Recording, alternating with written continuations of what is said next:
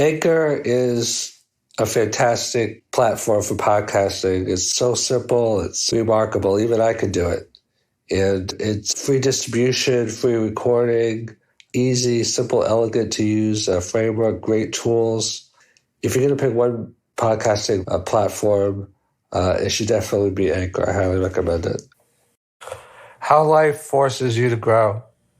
You may have heard of the expression grow or die, or as my dad used to call it, if you're not moving forward in life, you're moving backwards.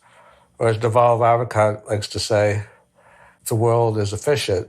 So that's another way of saying basically that the strong and the smart and the capable and the competent reap the rewards of life. And, why is life like that? Why is life always forcing us to become better and better and better?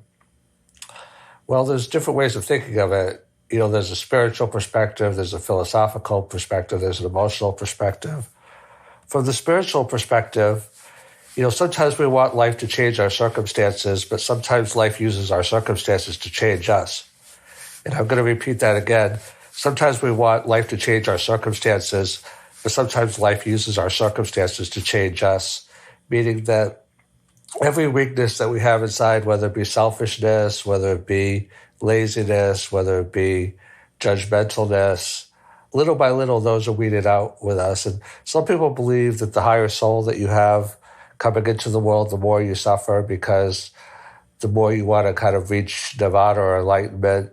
I don't know if that's possible or not, but at least get closer to it. You want to kind of not keep coming back to this world if you believe in reincarnation, or at least, evolve as much as you can in one lifetime if you only have one life. We're not going to get into all the, pros and cons of different beliefs of whether we have eternal life or not. But, there is a strong belief that, our soul kind of controls our experiences through our mind, that Napoleon Hill said, as I've, expanded upon in my books, what you believe is what you receive, the law of attraction.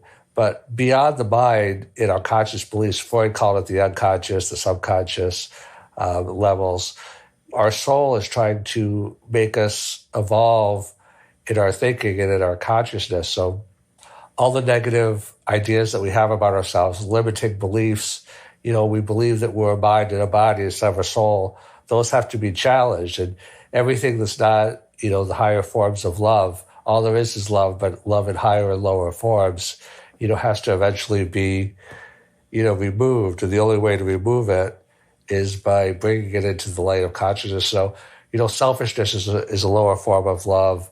Narcissism is a lower form of love. Possessiveness is a lower form of love. These all have to be challenged.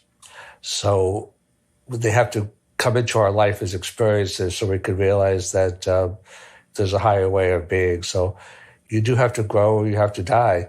Everything in life is shooting up towards the sun, the grass, the trees, the birds, and, it reaches out towards the sun.